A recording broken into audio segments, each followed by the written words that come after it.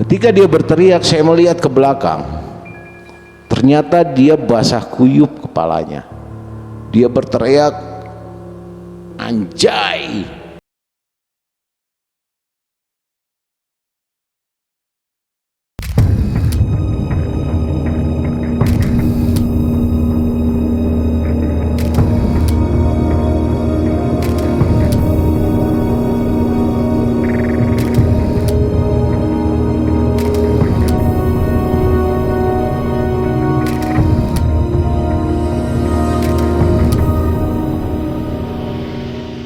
Selamat malam Sobat MM dimanapun Anda berada. Kembali kita bertemu di channel yang selalu menceritakan hal-hal yang misteri dan sangat mencekam. Terima kasih buat Anda yang sudah menonton video ini dan sudah mengklik video ini. Saya ucapkan banyak terima kasih dan jangan lupa dukung kami dengan subscribe, like, komen, dan share ke teman-teman. Kisah mencekam kali ini akan saya ceritakan. Ini adalah pengalaman pribadi yang saya alami bersama teman saya. Kira-kira kejadian ini berkisar tahun sekitar 2011.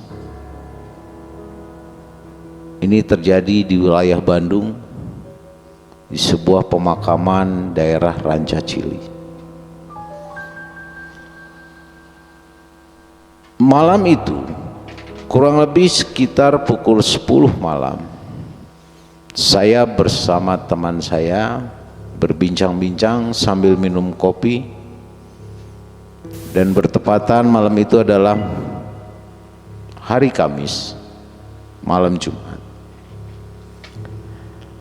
Kami berbincang cukup seru, banyak hal yang kami bicarakan.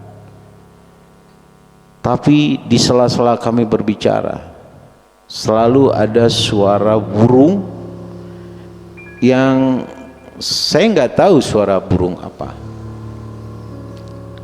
Kebetulan saya cukup hobi juga memelihara burung berkicau, dan paling tidak saya tahu ini jenis burung apa, ini jenis burung apa, kurang lebih saya tahu. Tapi malam itu saya nggak tahu itu jenis burung apa.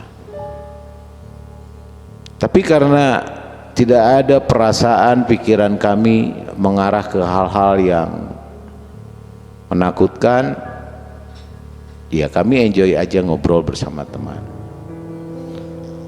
Tidak terasa waktu sudah menunjukkan pukul 12.30 dini hari. Berarti sudah jatuh di hari Jumat. Dan itu saya ingat sekali tanggalnya adalah tanggal 15 Agustus tahun 2011. Teman saya ini cukup menarik. Orangnya pede, tapi penakut sebenarnya.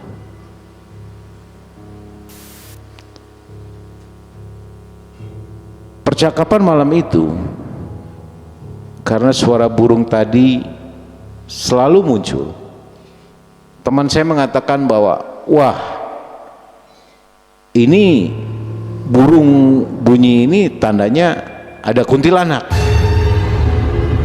Saya nggak paham dan saya tidak mengerti apakah betul seperti itu.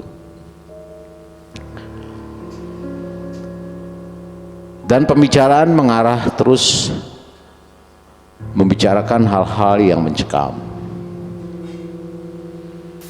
Karena saya tahu teman saya ini penakut, saya langsung berbicara kepada dia. Ayo, sekarang kita pergi ke pemakaman.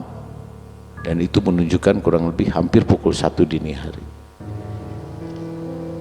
Mungkin dengan rasa yang tidak mau dibilang penakut, mungkin gengsi untuk mengakui, akhirnya dengan percaya diri yang tinggi teman saya ini mengiyakan, ayolah Siapa takut? Siapa tahu saya ketemu dengan kuntilanak. Itu yang disampaikan oleh dia. Saya merasa tertantang, akhirnya kita sepakat. Dan waktu itu kebetulan ada teman kami yang datang berdua, yang ikut nimbrung dalam obrolan itu. Akhirnya sepakat kami berempat, kurang lebih pukul 1 dini hari, itu di hari Jumat dini hari, itu kita jalan menuju pemakaman di wilayah Rancacili, Bandung.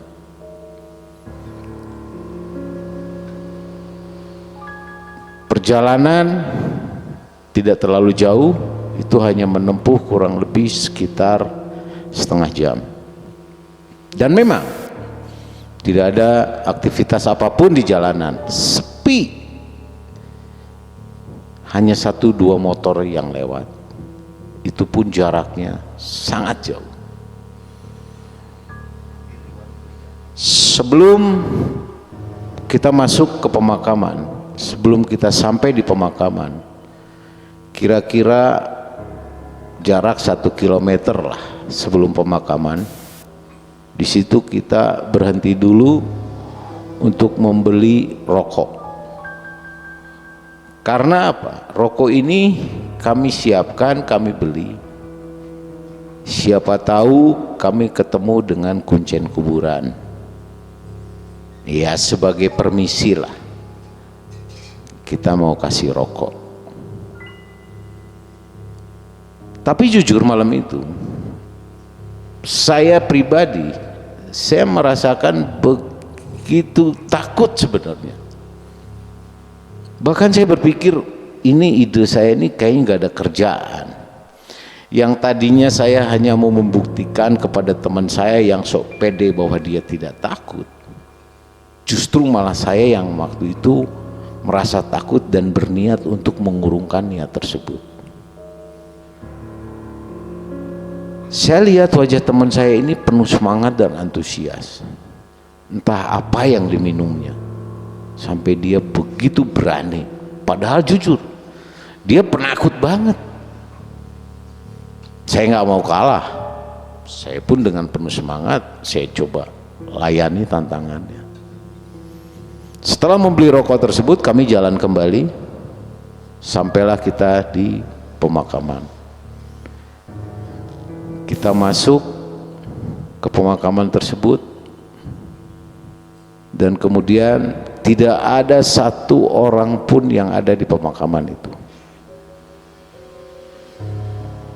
Melihat ke kanan, melihat ke kiri, kita coba untuk mencari, siapa tahu ada kuncen kuburan yang meronda.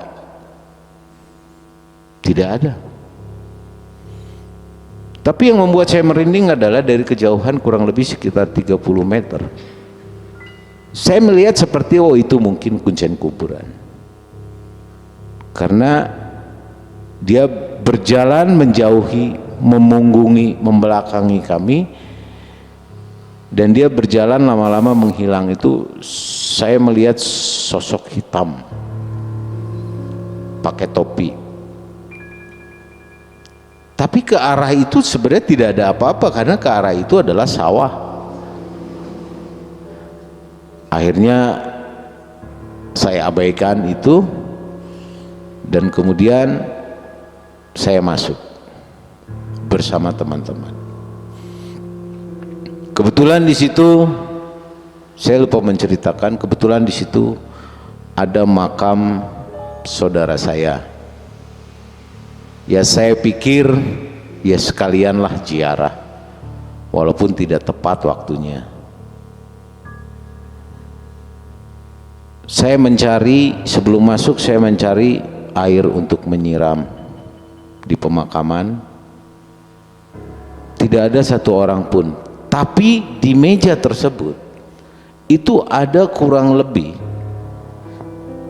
7 botol air untuk menyiram. Dan yang herannya, di situ ada bunga berwarna-warni dan kelihatannya fresh banget, seolah-olah bunga tersebut baru dipersiapkan. Dengan izin saya bilang, assalamualaikum, saya mau minta airnya dan bunganya. Kemudian saya tinggalkan beberapa lembar uang kertas di situ, saya selipkan di bawah botol yang lain. Teman saya ini di belakang terus menghibur diri mungkin kalau menurut saya, karena kita sudah berada di tengah pemakaman, menghibur diri dengan suara yang cukup lantang, dan kata-katanya adalah seolah-olah menantang untuk bisa bertemu. Ini yang semakin ngeri buat saya. Kalau bahasa Sundanya bilang itu sompral, ngomongnya terlalu takabur, terlalu berlebihan, terlalu berani. Dan saya berdoa mudah-mudahan dia tidak ketemu dengan apa yang dia sampaikan. Akhirnya kita berjalan di tengah-tengah antara makam satu dengan makam yang lain, karena jarak dari parkir motor itu menuju pemakaman itu kurang lebih ada sekitar 60 meter, karena posisinya berada di tengah-tengah. Dan di situ tidak ada pohon apapun, tidak ada. Akhirnya kami jalan sampailah di tempat pemakaman almarhum saudara saya yang tercinta itu. Saya duduk, kemudian saya berdoa, kemudian saya siramkan air dan bunga. Suasana sangat hening sekali, tidak ada. Teman saya yang tadinya ngomongnya dengan suara yang tinggi, dengan volume yang tinggi, tiba-tiba hening seketika, tidak ada suara apapun. Saya berdoa dalam hati, dalam kekusukan, semuanya hening. Di sini yang membuat saya kaget, karena tiba-tiba teman saya tersebut berteriak dan mengeluarkan kata-kata yang sangat membuat saya kaget. Kata-kata kebun binatang lah, segala macam lah. Suasana gelap dan hanya mengandalkan lampu dari handphone. Ketika dia berteriak, saya melihat ke belakang. Ternyata dia basah kuyup kepalanya. Dia berteriak, anjay, siapa yang nyiram air saya dari atas? Satu ada yang menyiram air, kemudian disusul dengan siraman pasir yang mungkin sekitar 1 gayung lah dari atas. Padahal di daerah tersebut tidak ada di atasnya tuh pohon. Saya berpikir yang jadi pertanyaan adalah, air itu siapa yang nyiram?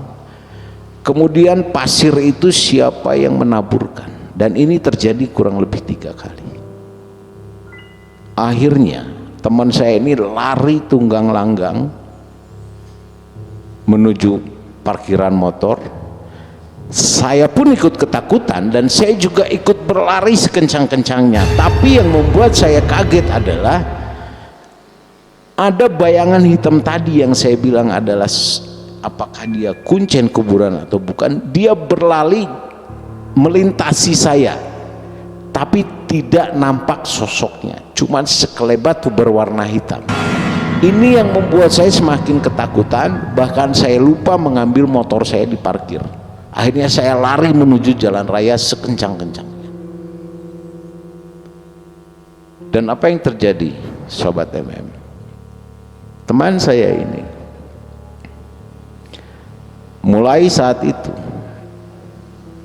dia semakin nambah rasa ketakutannya.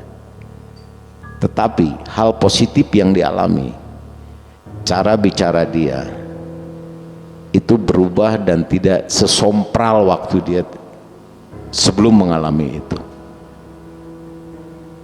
Ini hal yang sangat mengerikan sekali. Mudah-mudahan ini tidak terjadi kepada Sobat MM sekalian. Moral dari cerita ini untuk Sobat MM kita semua, janganlah bermain-main dengan hal-hal yang misteri. Jangan dijadikan candaan.